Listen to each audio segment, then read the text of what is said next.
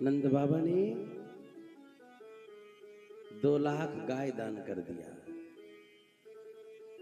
वैदिक ब्राह्मणों को दान दक्षिणा दिया नामकरण करने में। इधर नामकरण हो गया, बधाई हो रही थी, गीत हो रहे थे, और इधर कंस के यहाँ कंस रो रहा है सर पकड़ के। जितने महाभटों को भेजा, मार काट चालू कर दिया, गांव में हाहाकार मच गया। गांव वाले नंद बाबा के पास पहुंचे, बाबा अनर्थ हो रहा है, हम लोगों को बेटों को मारा जा रहा है। नंद बाबा वहां के गोकुल के राजा थे।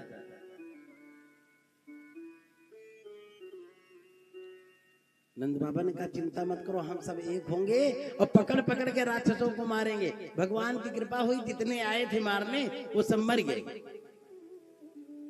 कंस को पता चला जितने को भेजे आज तक कोई वापस नहीं आया, इसलिए वो रो रहा था।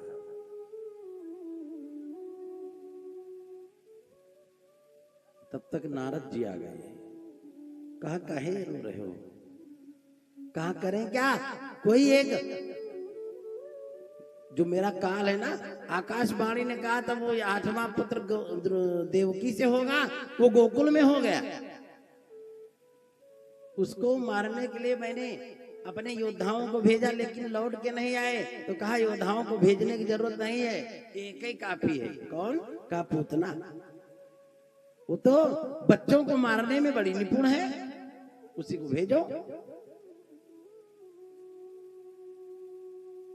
कंस ने कहा वाह बाबा, जल्दी से पूतना को बुलवाया और पूतना आई। बहना कि बुला पूतना से कहा, पापी ने समझा। बुला पूतना से कहा, पापी ने समझा। बहिना गाढ़े समय में हो जा तनिक सहाय। बहिना गाढ़े समय में हो जा तनिक सहाय। बहिना गाढ़े समय में हो जा तनिक सहाय।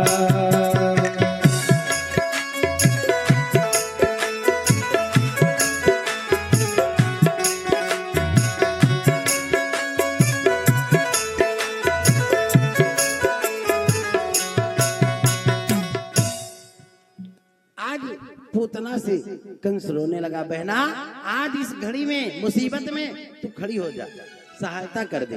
पूतना ने कहा भैया बताओ करना क्या है। कहा बस वही जो करती हो, तुम बच्चों को मारने में निपुण हो। कहा हाँ। तो कहा बस हमारा शत्रु जन्मा है गोकुल में, और जहां भी जन्मा हो जाकर के मार डालो। पूतना ने कहा बस चिंता मत करो, मैं जा रही हूं। सुखदेव महाराज राजा परीक्षित से कहते, राजन आज ये पूतना चल देती। परीक्षित ने कहा महाराज ये पूतना कौन है? सुखदेव जी ने कहा ये बच्चों को मारती है। तो कहा बच्चों को क्यों मारती है? कि कंसेन प्रहतो घोरा पूतना बाल घातिनी शिशुंसचार निर्घंती पूरी गाम प्रजादिशो। हे राजन, ये कंस की पाली हुई बहन थी, कोई सगी बहन नहीं थी। ये बच्चों को पकड़ पकड़ के मार डालती थी, किसी को विष पिला देती थी, किसी को कुइयां में डाल देती थी, किसी का गला दबा देती थी, लेकिन ये सबको मारती थी।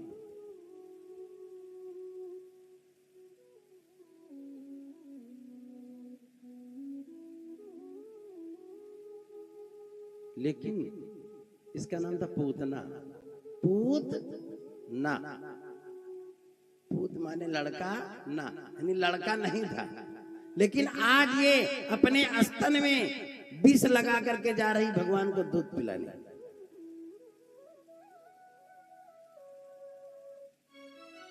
कहा चलो पहले पता करें कहाँ है। और जैसे किसी के यहाँ बहुत दिन के बाद लड़का हुआ है तो पता करने की जरूरत थोड़ा है, सब पता चल जाता है। पूतना जैसे सुंदर रूप बना के गांव में प्रवेश किया तो इसे पता चला कि जितनी नर नारी हैं सब नंद बाबा के घर की तरफ भक्ति जा रहा है। तो कहा बहना कहाँ जा रही हो आप लोग? अरे कहा मैं जा रही हूँ नंद बाबा के यहाँ। क्या है? कहा नंद बाबा के यहाँ 80 वर्ष की आयु में लड़का हुआ है। तो पूतना समझ गई कि यही भैया का काल है, यही भैया को मारेगा। 80 साल की उम्र में किसी को लड़का नहीं होता। तो पूतना ने कहा बस वहीं चलो, अभी काम हो जाएगा। तो पूतना ने अपना सुंदर रूप बना लिया, खूब बढ़िया श्रृंगार किया माया से, और सुंदर रूप बना के बढ़िया चमकीली साड़ी पहन लिया। जैसे 9 लखा हार होता है ना, वैसे 18 लखा हार पहन लिया। बढ़िया सुंदर हार पहन करके सज धज करके आज चलती है। और भीड़ बहुत ज्यादा थी। कहा भैया बगल जाओ, साइड हो जाओ। लोगों ने कहा तुम कौन हो? है गांव में पहली बार देख रही हूं। अरे कहा तुमको क्या पता? मैं बच्चे की मौसी हूं, जो लल्ला जन्मा है ना उसकी मौसी हूं। बाहर रहती थी, जब पता चला कि लड़का हुआ तब आई। गांव वालों ने साइड दे दिया, कहा भाई जाने दो, ये बच्चे की मौसी। कुछ और आगे पहुंची, यशोदा मैया मिली। कहा यशोदा मैया बधाई हो लाला की, बहुत दिन के बाद लल्ला हुआ है, बधाई हो। यशोदा मैया ने कहा बधाई हो बहना बधाई, लेकिन पहचान नहीं पाई। अरे कहा कहां से पहचानोगी भाई, 80 साल की उम्र में लड़का हुआ, अब नहीं पहचानोगी, नेक देना पड़ेगा। अरे कहा नहीं बहना ऐसी कोई बात नहीं। अरे कहा मैं तुम्हारे पंडित की पंडिताइन हूं, पंडित जी घर पे थे नहीं, तो हमने सोचा चलो हम ही बधाई दे के हमें। वहां बताया मौसी और यहाँ बताया कि हम पंडिताइन। सुखदेव महाराज परीक्षित से कहते राजन आज पूतना ठीक उसी प्रकार जैसे सूर्पनखा राम जी के पास सुंदर रूप बना के गई, वैसे आज ये सुंदर है नहीं बनी है सुंदर।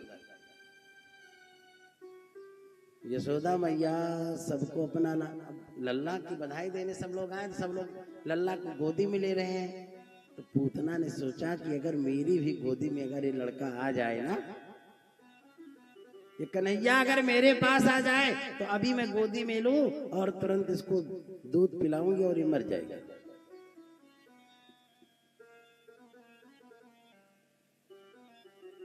दूध था नहीं, जब लड़का ही नहीं हुआ तो दूध कहां से निकलेगा?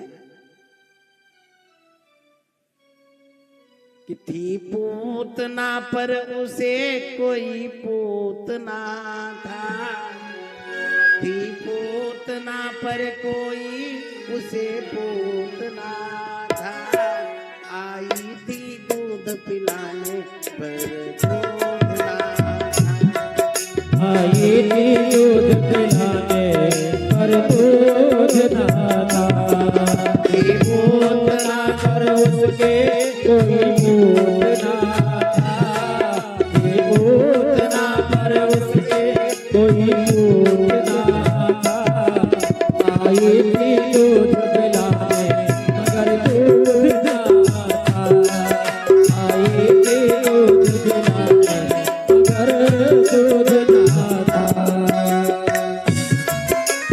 जय जय।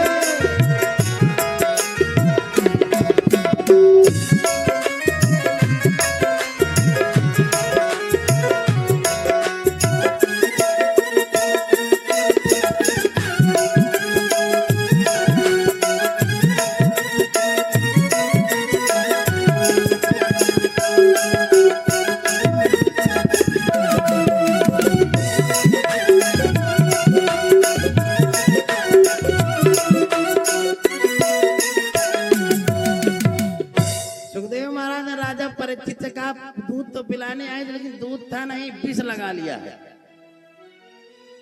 पूतना ने सोचा मेरे पास आ जाता कन्हैया तो दूध पिला देती आंचल में छुपा के।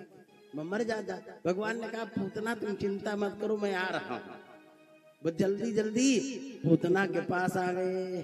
पूतना ने गोदी में लिया और लिया तो खिलाया। उसके बाद अगल बगल देखा, कोई देख तो नहीं रहा है। वो जल्दी से आंचल के नीचे किया और थोड़ा नाचने लगी ऐसे ऐसे। और जब नाचने लगी उसने सोचा मौका मिल जाता बस हम उड़ जाती ऊपर। भगवान ने कहा पूतना तुम नहीं उड़ोगी, मैं खुद तुमको लेकर उड़ूंगा।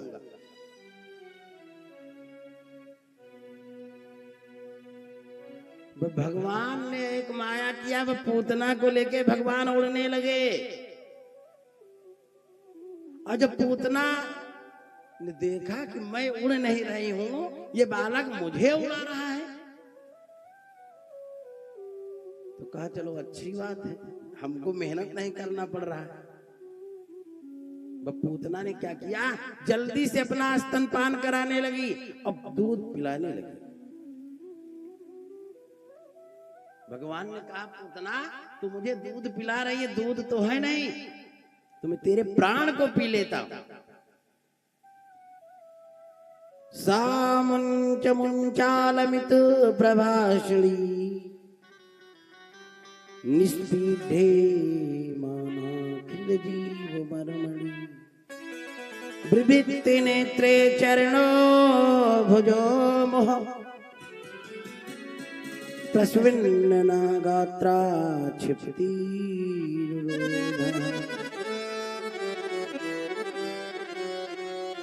और जैसे भगवान को स्तनपान कराया तैसे भगवान ने पकड़ लिया और पीने लगे। और जब दूध था नहीं तो प्राण ही पीने लगे। और जो प्राण पीने लगे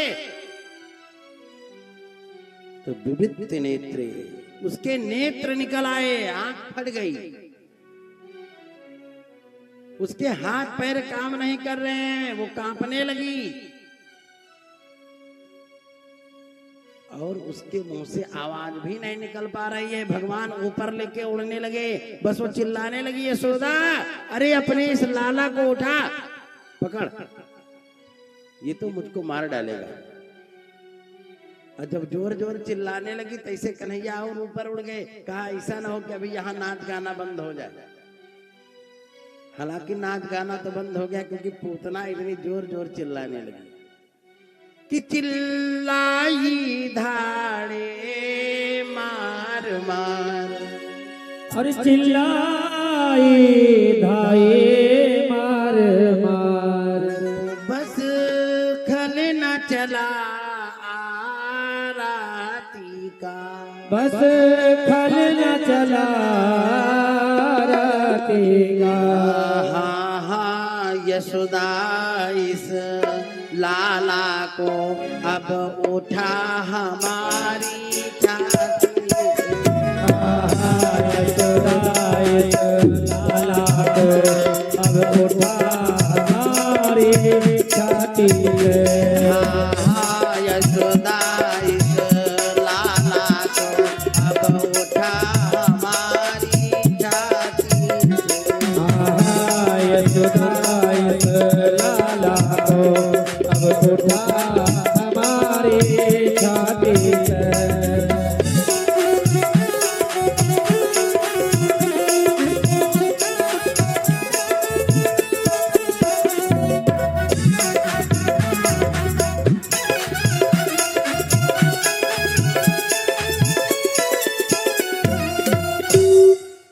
आज पूतना बड़े जोर जोर चिल्लाने लगी यशोदा अपने इस लाला को हमसे छुड़ाओ, ये तो मेरे प्राणों को पी रहा है, ये मार डालेगा।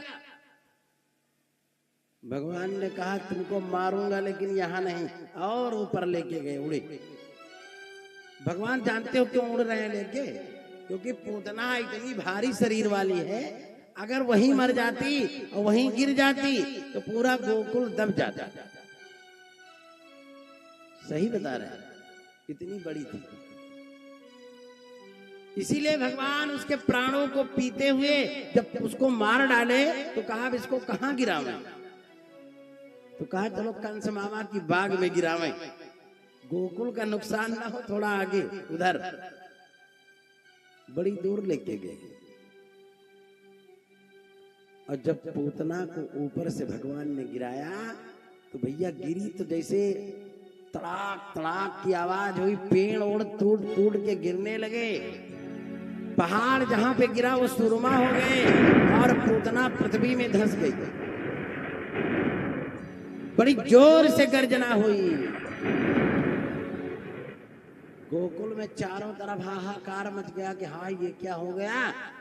यशोदा मैया ने कहा मेरे लल्ला को लेकर के वो दुष्ट राक्षसी उड़ गई, बचाओ। गांव के जितने लोग थे ना सब आज बांका कुल्हाड़ी फरसा लेकर के चल दिए। कहां गई वो राक्षसी? और जो भैया ढूंढते ढूंढते पूतना के पास पहुंचे तो देखा पूतना मरी पड़ी है और कन्हैया उसके ऊपर चढ़ करके खेल रही।